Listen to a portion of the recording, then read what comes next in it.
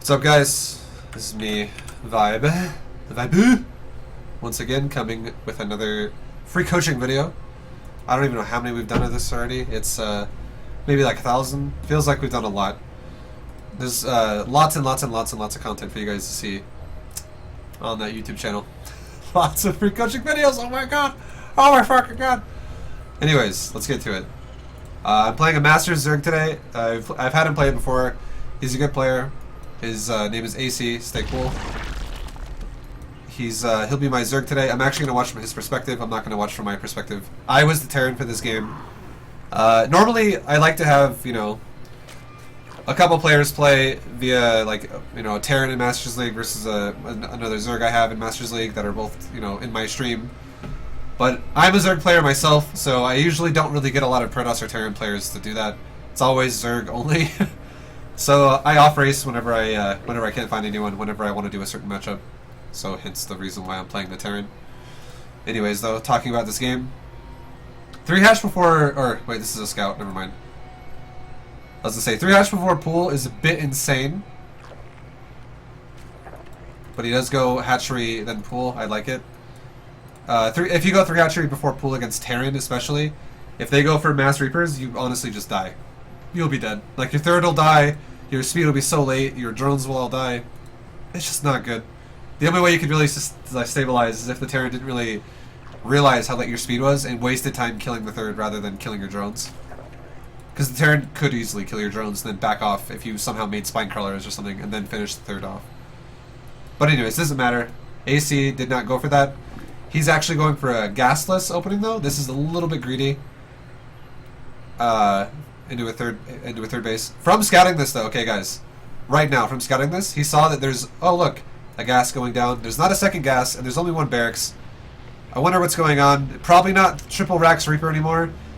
The fact that there's only one gas really is a big tell that it's probably not 3 Rax Reaper.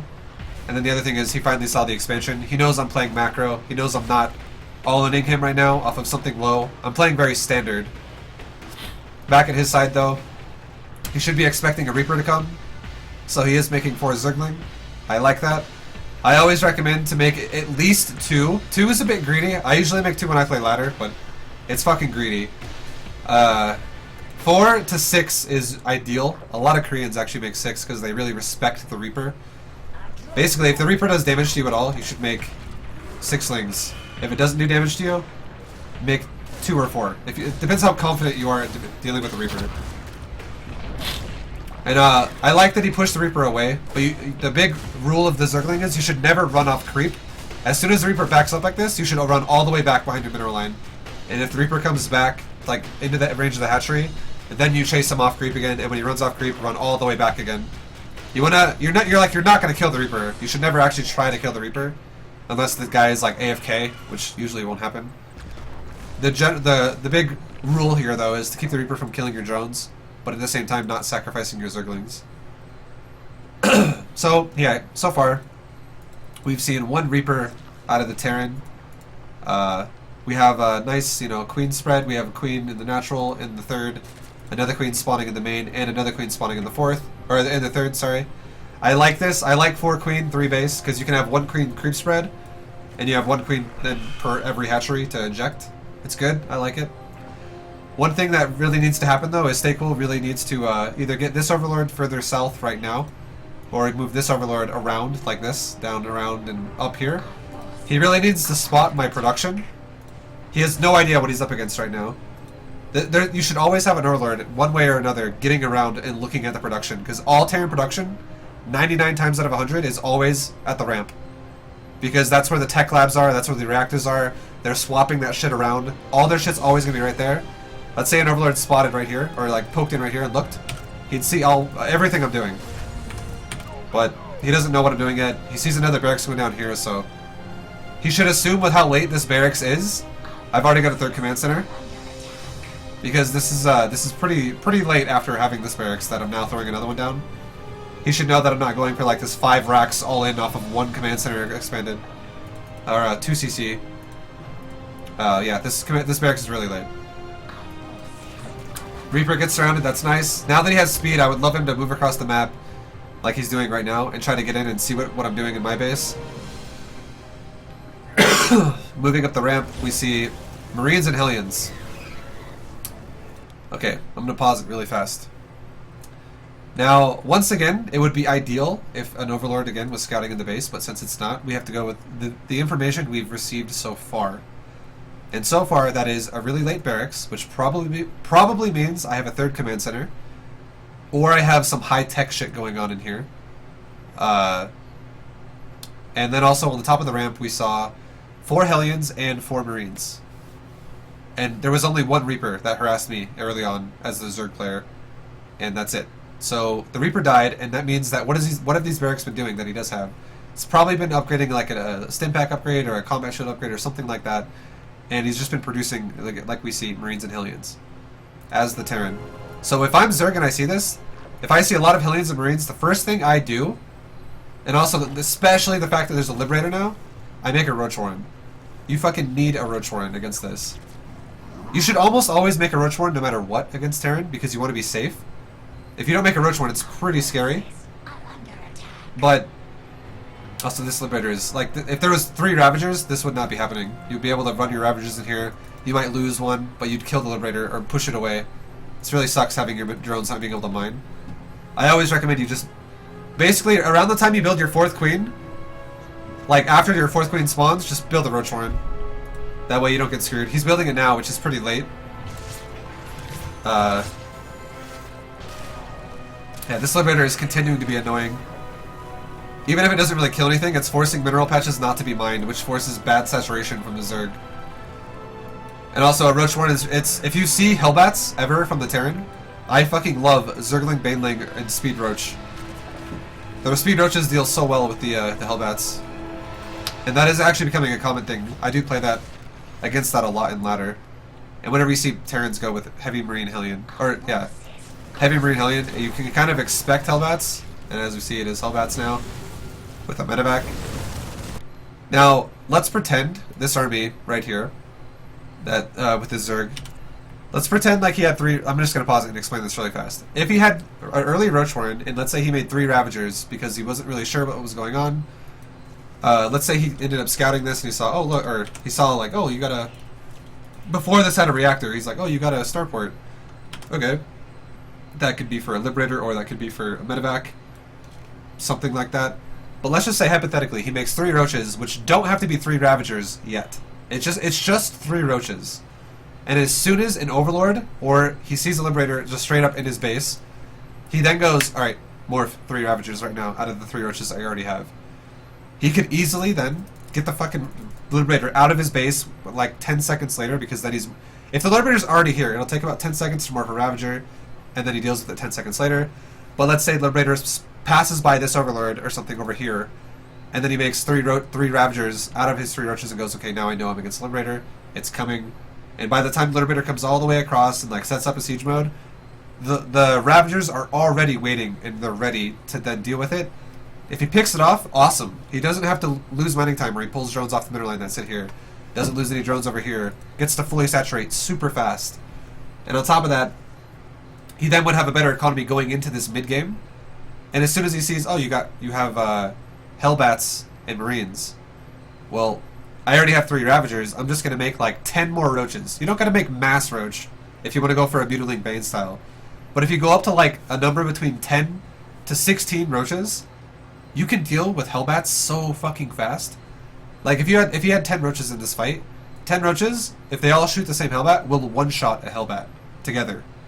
And if, like, let's say 5 Roaches are hitting 2 different Hellbats, but it's 5 Roaches hitting each one, 2 shots. Like, they die really fast. Hellbats don't have a ton of health. They have, like, they have a relatively decent amount of health, but Roaches hit for 16 fucking damage, and they're not that expensive. So Roaches can deal with this really easily, and also Roaches are durable in low supply fights like this. As soon as these Hellbats are dealt with, all these Lings that he would then make after that could easily run over the Marines and the couple Marauders that are still left over. So... yeah, the big thing so far is a little lack of scouting, not seeing what I'm doing. You always, even if you have to sack an Overlord, want to find a way to get an Overlord into the base. And on this map, with how he found me with this spawn location, again, it would have been going down and around with the Overlord, and then sitting it like right here, and then poking in and out of the main. Because the Overlord has to be like right here to then see this starport. Like right there, it would see the starport. It has big vision. So you always want to try and look at the production of Terran. But anyways, moving on from the game as it is now. There's no roaches, so this will probably do a lot of damage. And another thing too, you always want to have a spotter Zergling outside your opponent's base so you actually know when they push. A lot of drones are going down right now though, which really sucks. That's 17 drones that just died. And banelings are not always the best way to deal with this push. If you have a lot of queens, like let's say you had 5 queens here, and then like 6 banelings, that would be alright, because he could actually focus fire down like the medevac first, and then pick off whatever else is left over, Marines and Hellbats with some banelings, and then queens will finish the job. But if it's just a few Zerglings and a few banelings, if the Terran does what I'm doing right now, it's really bad for the Zerg. Because every time you spread up your units, I have 5 Hellbats in this push right now.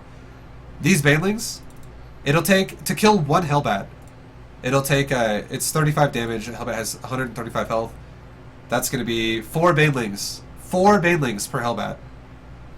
And he only has 7. And if I spread all these Hellbats out perfectly, he needs 20 to kill all the Hellbats alone, and that doesn't even include the Marines and the Marauders. So it's not cost efficient to just rely on the banelings to deal with a push like this. As you can see, I'm spreading out the Hellbats here. Look at that one Hellbat. He's absorbing a shitload of damage. He killed a few units.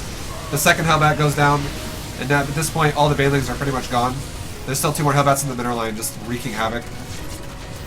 You really want, like, the roaches are out now. Like, the roaches easily pushed that out once they finally came out. But the damage has already kind of been done. A lot of drones already died before the roaches really came into the fight.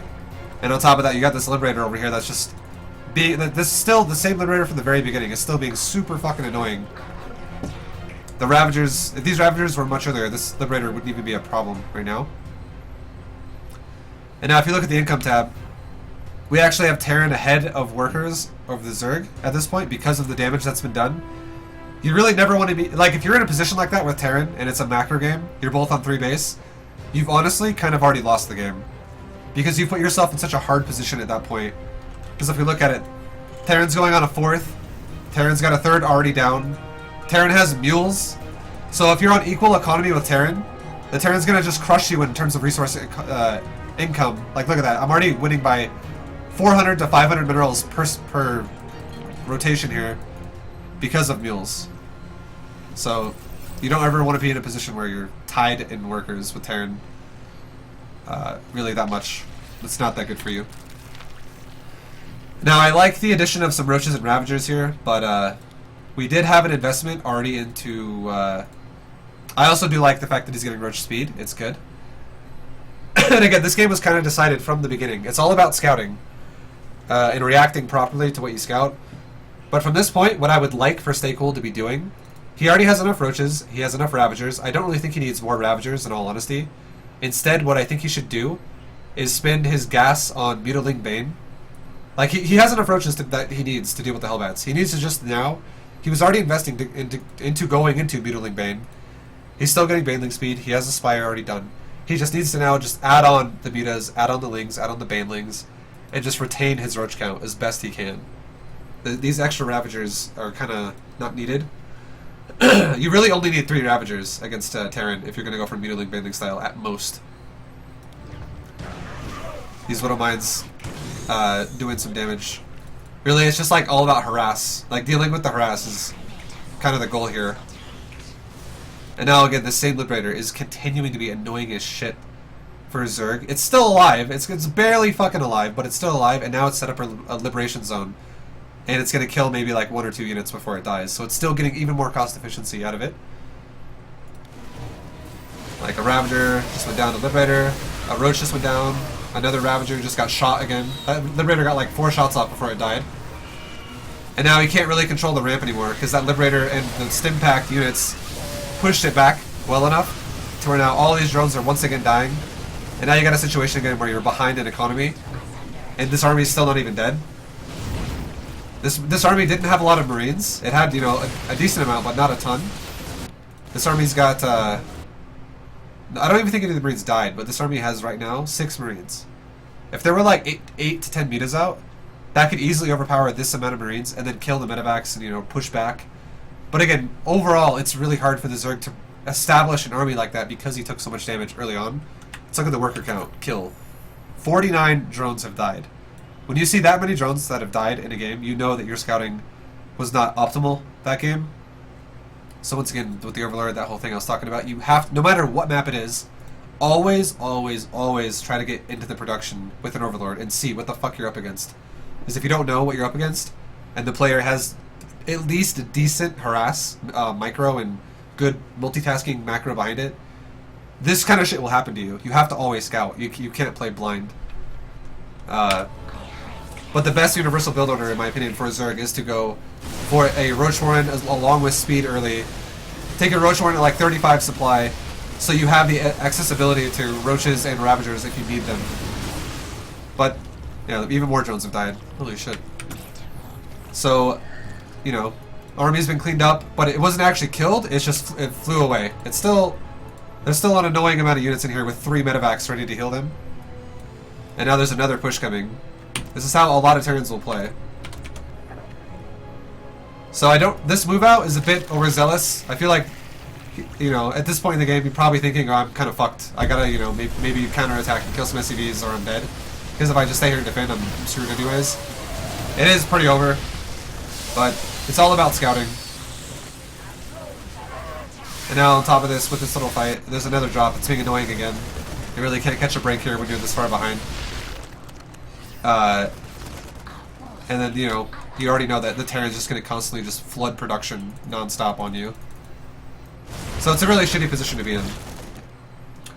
I feel like the game, at higher, maybe not even higher level, because I don't really watch a lot of low-level ZvTs, but basically, this is the rule, okay? This is the golden rule of Zerg versus Terran.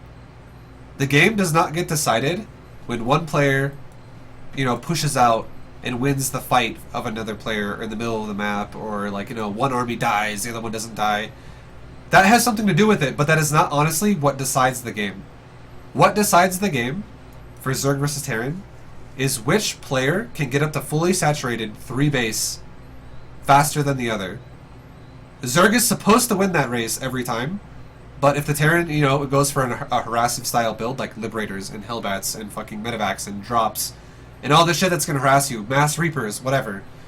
If the Terran beats you to 3 base saturation, you are already probably just going to lose the game. You have to win that race as Zerg, or you're probably just going to lose. Because if you don't win that race and the Terran gets 3 base saturation before you do, you are going to be on defense the entire game, and if he knows how to be cost efficient with his units while he's harassing you, you're going to slowly just die over time until you're actually just dead. Because it's never you're going to always be on defense, and you're always going to be like, fuck, I'm losing drones everywhere.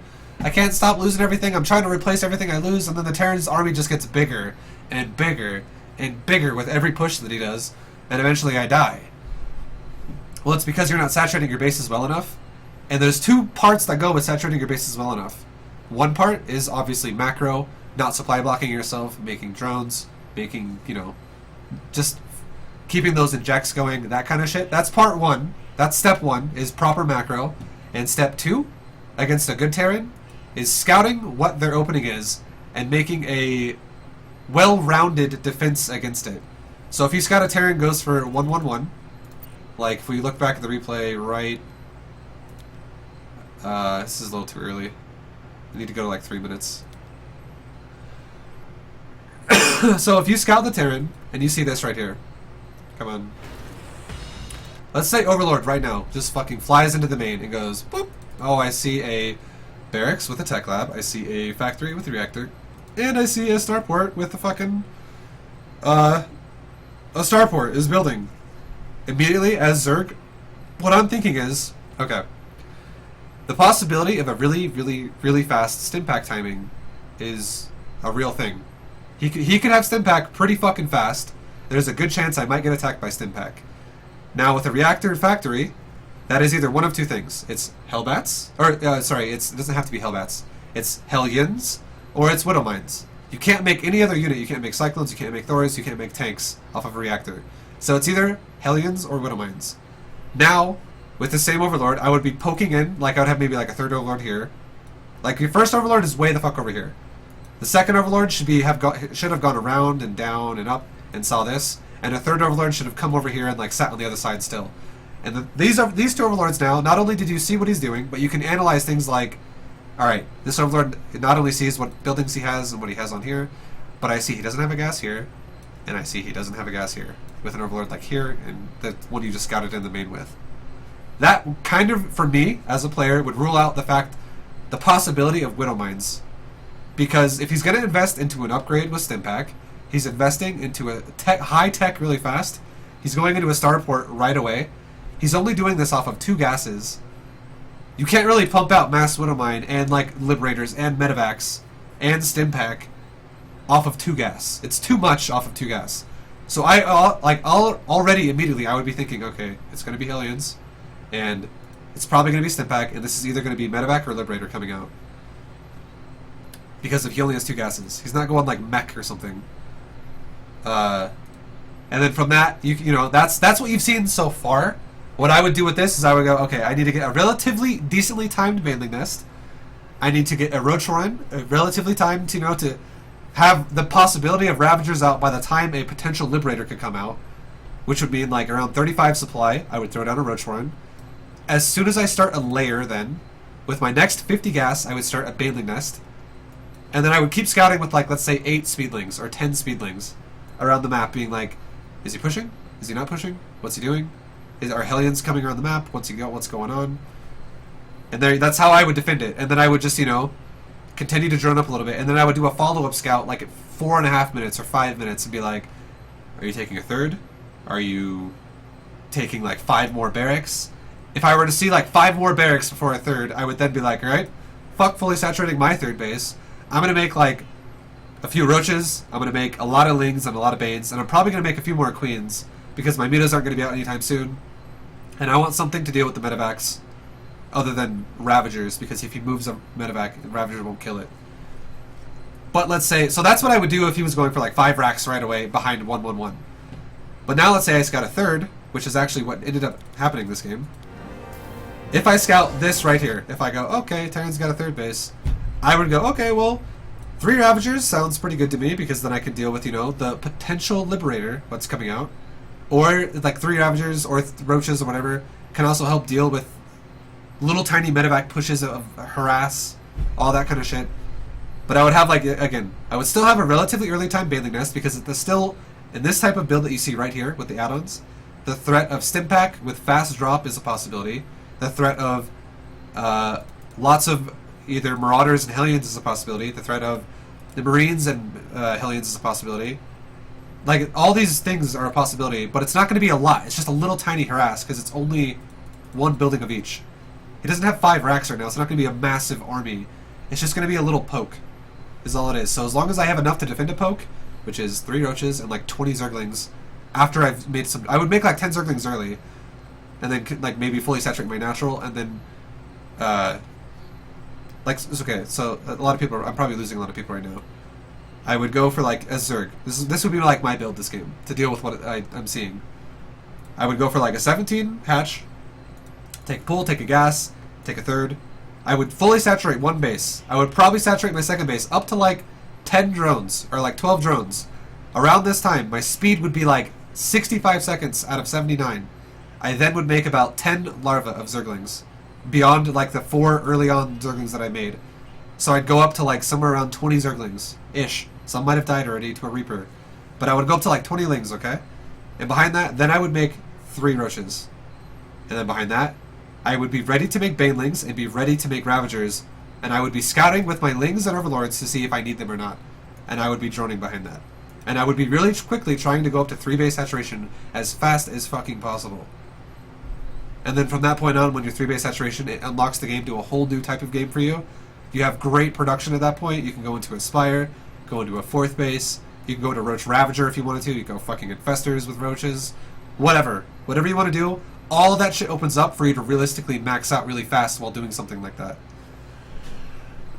You have to be very aware of scouting properly and not taking damage. Yeah. That's basically it. His scouting wasn't there. He ended up losing over 60 drones this game because he didn't know exactly what he was up against, and it did a lot of damage.